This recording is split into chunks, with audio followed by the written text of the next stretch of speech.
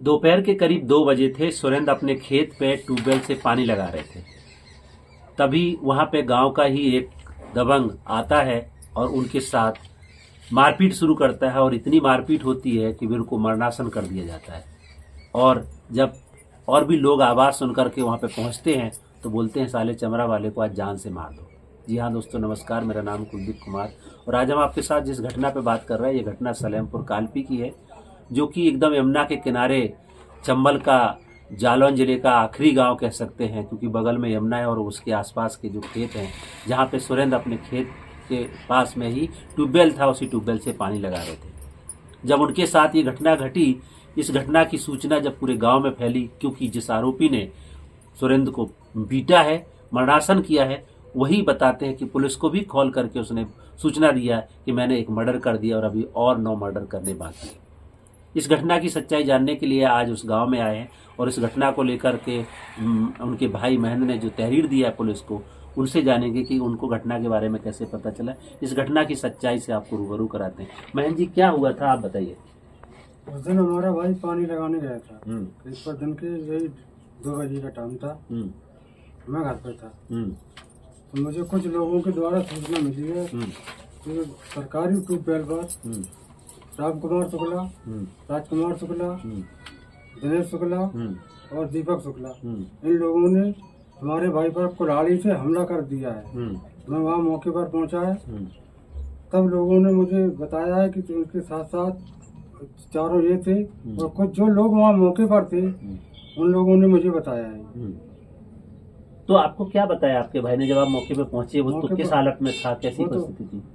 वो इस हालत में था, लोहलुहान पड़ा हुआ था। मैंने उससे पूछा कि किसने मारा है, तो उन्होंने बताया कि राजकुमार शुक्ला, दीपक शुक्ला और दिनेश शुक्ला, इन लोगों ने 4 भाई थे। उन्होंने जाति सूचक शब्द गालियां दी, बोल का साले चमड़ा वाले, अगर कहीं रिपोर्ट की तो मैं तुझे जान से मार दूंगा। उतना बताने के बाद वो बेहोश हो गया। पर उसको मैंने बच्चों की सहायता से अस्पताल पहुंचाया है और उसके बाद मैं अपना पैसा ऐसा इकट्ठा इलाज के लिए करने के लिए घर चला आया। आपको ये भी बता दें कि ये उनके भाई हैं जिनके साथ घटना घटी है और इस समय पीड़ित जो है डिस्ट्रिक्ट हॉस्पिटल से बाहर झांसी के लिए रेफर कर दिया है, क्योंकि उसकी हालत बहुत ही गंभीर है और 18 फरवरी से लेकर के अब तक वो मेडिकल में उनका इलाज ही चल रहा है। किसी भी तरीके की अभी उनके पूरी तरह से स्वस्थ होने की खबर नहीं है, क्योंकि आज हम उनके घर पे हैं तो वो और उनकी पत्नी और उनके बच्चे अभी उनका बाहर इलाज करा रहे हैं और ये परिवार यहाँ पर बैठा है। तो आपने महेंद्र जी उसके बाद क्या किया? पुलिस को आपने सूचना करी या पुलिस पहले से आ गई थी? पुलिस तो पहले से ही आ गई थी, क्योंकि उसी ने कॉल करके बुलाया था। अच्छा, किसको? पुलिस को। पुलिस को। तो आपको कैसे पता चला पुलिस को उसने कॉल किया? क्योंकि उन्हीं लोगों की सहायता से मुझे पता चला। अच्छा, उनसे पता चला। तो महेंद्र जो उनके भाई हैं, उनकी माता जी भी है, मैं उनसे जानूंगा। क्या नाम है दादी, बताओ नाम बताओ। सावित्री। तो क्या हुआ था, आप बताइए। क्या हुआ था, हमारे बच्चों पानी लगाऊंगा तो 2 बजे और हमारे लोगों को ऑपरेशन भाव घर है, हमारी बड़ी बहू को, हम लोग घर आते सब इनके देख रेख में। लेकिन वो हमारा भाई लला गाँव हमारे ये सब लोग चले गए और बाहरी हमारे आस पास खेत पड़ते हैं। अब दूर हो तो सब दिखाई देता है। जब हमारे लाल को कुल्हाड़ी मारी, ये लोग धर बाजे मार के और वो वहीं खड़ो रहा मार मूर के।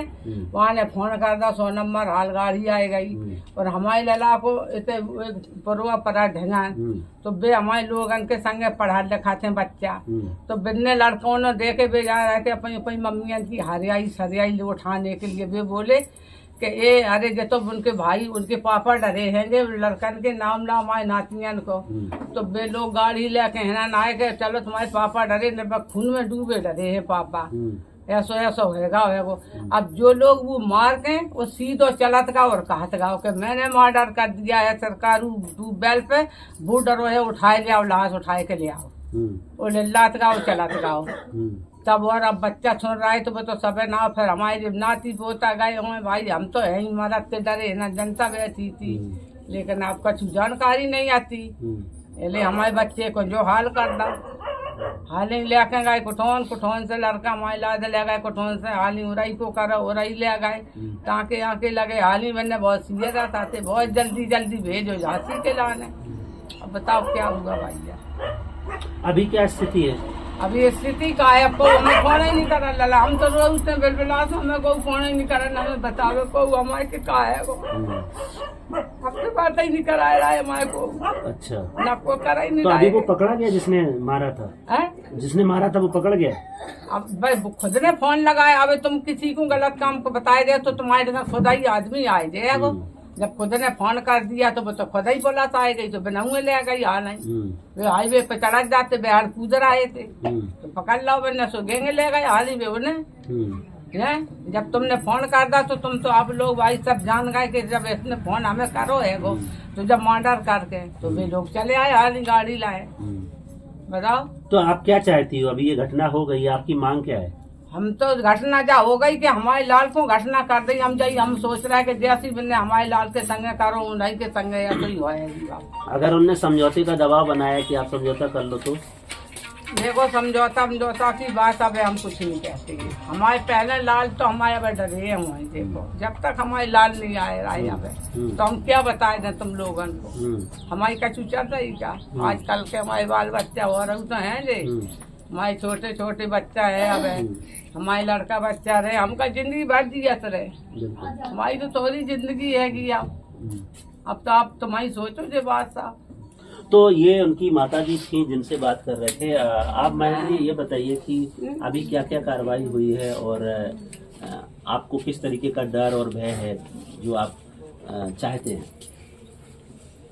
जिस दिन से कार्रवाई हुई है उस दिन से पुलिस ने सिर्फ मौके पर जाने के बाद यहाँ दोबारा नहीं आई, दोबारा नहीं ना डर है मुझे इन लोगों से, क्योंकि ये लोग तो तीनों बाहर घूम रहे हैं, अंदर है नहीं, अभी एक ही पकड़ा गया है। अभी एक ही पकड़ा गया है। अब इंटर इस बात का कि अगर इन्होंने हमला कर दिया रात को तो मैं कहाँ जाऊँगा, कोई पुलिस प्रोटेक्शन तो है नहीं मुझे।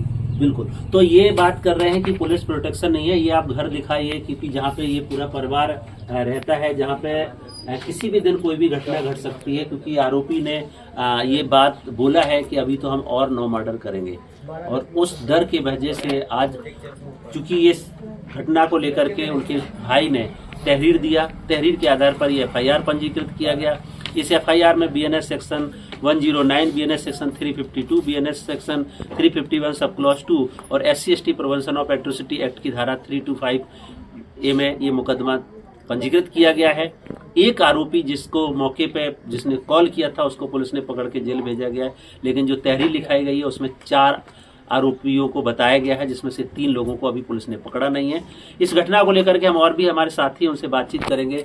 आप थोड़ा इधर आके बताइए कि क्या आपका नाम क्या है और उस दिन क्या हुआ था?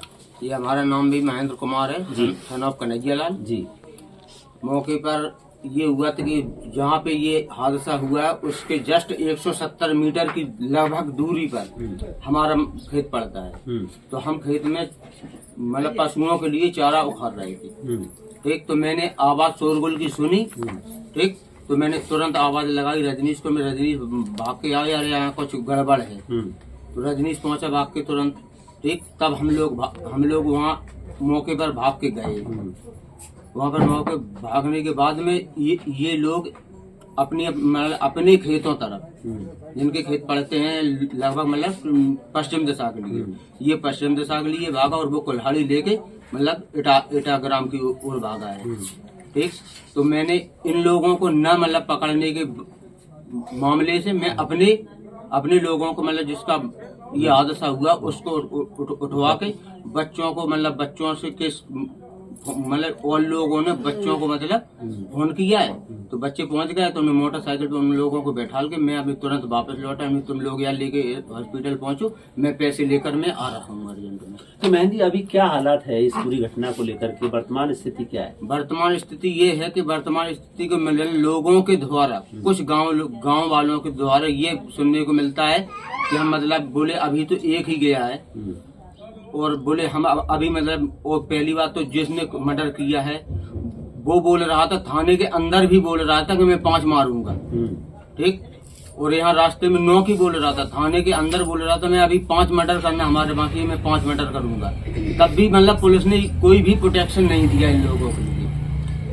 तो ये सवाल है जो मेहंदी भी कह रहे हैं, और SC/ST prevention of atrocity act में ये प्रोविजन है कि दलित परिवार की सुरक्षा करने की जिम्मेदारी स्थानीय पुलिस की है।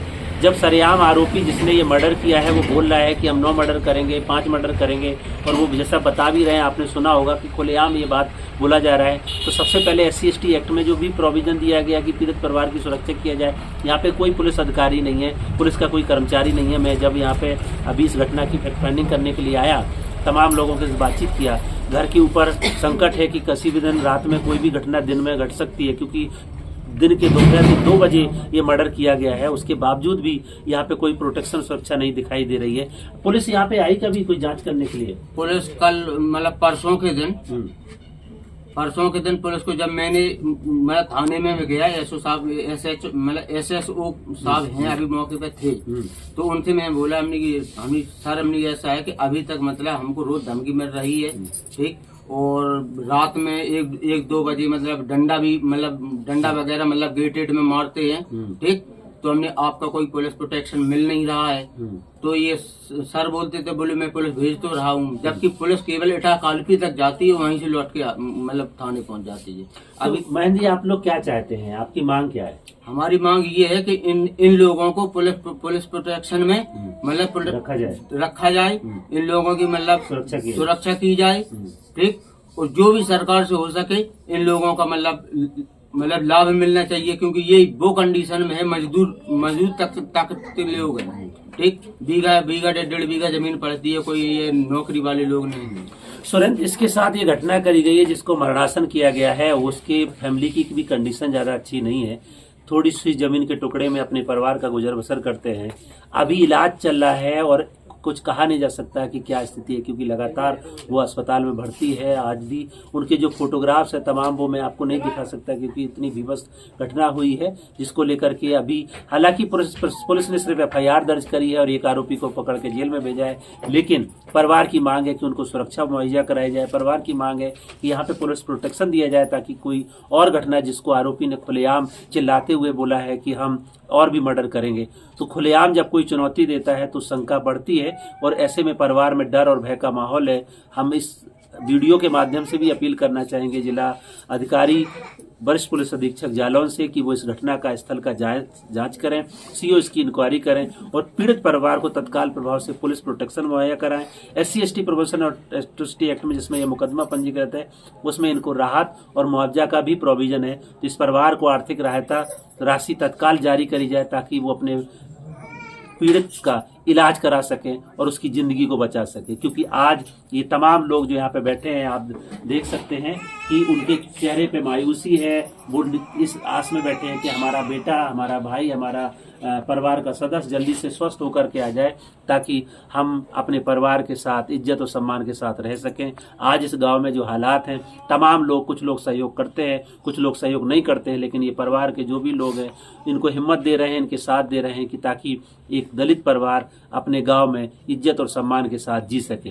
मैं अपील करना चाहूंगा कि इस परिवार को तत्काल आर्थिक सहायता राशि, इस परिवार के घर की सुरक्षा और इस पूरे परिवार की जान माल की रक्षा किया जाए, क्योंकि कभी भी कोई भी और भी घटना घटे उससे पहले ये परिवार ये आगाह करता है, ये गुजारिश करता है सरकार से, मुख्यमंत्री से, प्रधानमंत्री से, तमाम उच्च अधिकारियों से कि हमारी सुरक्षा किया जाए, हमारी रक्षा किया जाए, हमको सुरक्षा प्रदान की जाए और हमको आर्थिक सहायता भी दी जाए, क्योंकि इलाज चल रहा है और उसके इलाज में तमाम पैसे खर्च हो रहे हैं। इतनी इनकी तादाद नहीं है कि उतना पैसा खर्च करके उनका इलाज करा पाए, क्योंकि जीवन और मरण से जब वो बच्चा जूझ रहा है, जब वो उनका परिवार का सदस्य जूझ रहा है, तो सभी लोग उसके लिए प्रयास कर रहे हैं।